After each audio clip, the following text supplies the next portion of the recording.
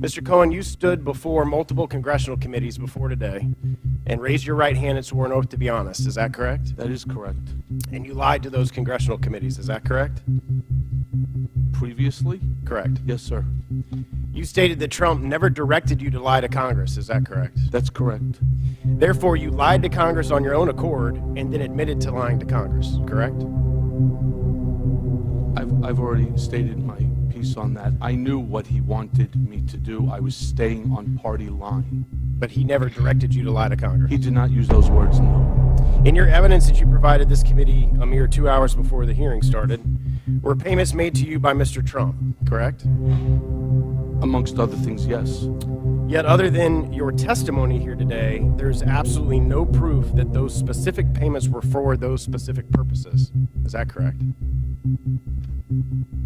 It's my testimony that the check that I produced as part of this testimony, the $35,000, and then the second check that's signed by Alan Weisselberg and Don Trump Jr., were two checks out of the 11 that were meant for the reimbursement of the hush money payment to Stormy Daniels.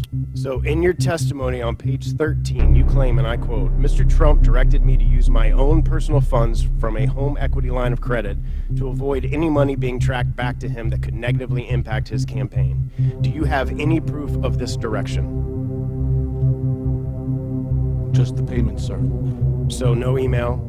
Mr. Trump doesn't have email. So no recording? I do not have recordings, no. No text message? Mr. Trump doesn't text message. So no direction other than your testimony today that that's what the payment was for?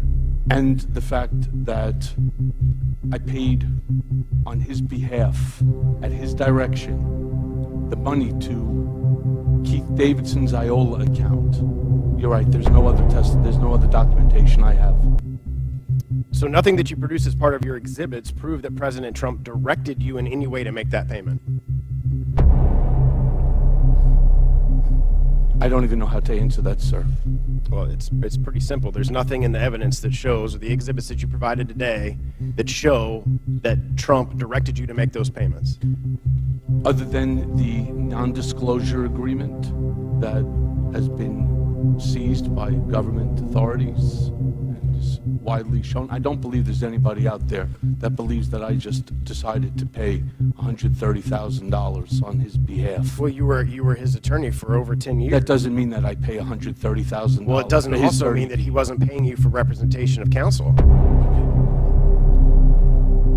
How did President Trump even know you had a HELOC? I'm so sorry, sir. How did President Trump even know you had a HELOC? Because we discussed it. Because I told him the same thing, that I didn't want my wife to find out about it. And as one additional, Rudy Giuliani himself came out and expressed that Mr. Trump reimbursed me for the money that was spent to pay Stormy Daniels. And did you tell Chris Cuomo that you had no access to Mr. Trump during October and November of 2016? I'm sorry, I don't know what you're referring to. Your interview with Chris Cuomo. I would need to see the document. Did you also tell Chris Cuomo that you made these payments without telling Mr. Trump because you wanted to protect Mr. Trump? And I was protecting Mr. Trump. And you told him that you made these payments without telling him? When I said that, if that's what I said to Chris Cuomo, yes, that was my line. And if this unsupported claim was true, then it would be part of an ongoing investigation as evidence of a crime, and the Department of Justice would not let you discuss it during your testimony here today. Is that correct? I don't know. Gentleman's time has expired.